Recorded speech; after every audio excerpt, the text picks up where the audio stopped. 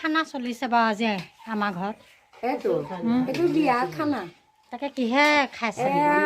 বৰ কচু গুণৰীয়া কচু আকৌ ৰং দিয়া হেৰি কিবা বুলি কয় কবি ফুলকবি ৰং দিয়া আলু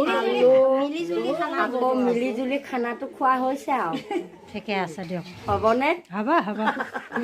ধন্যবাদ বুলি ক'ব নোৱাৰা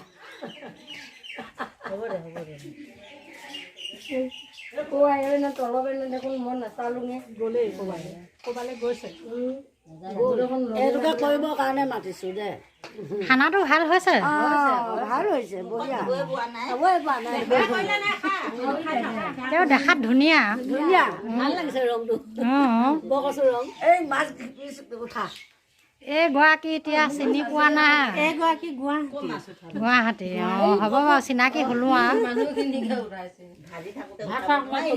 এইগৰাকীয়ে খাই আছে ন ভাল পাইছোঁ খাইছোঁ ধুনীয়া লাগিছে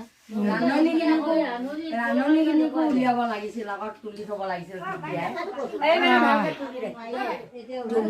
এইগৰাকী কিন্তু একদম 1 নম্বৰ ৰান্ধনী আৰু মেইন কেলকেটা একদম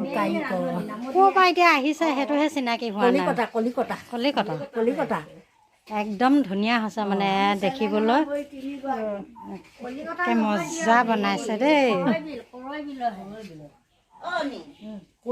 কলিকতা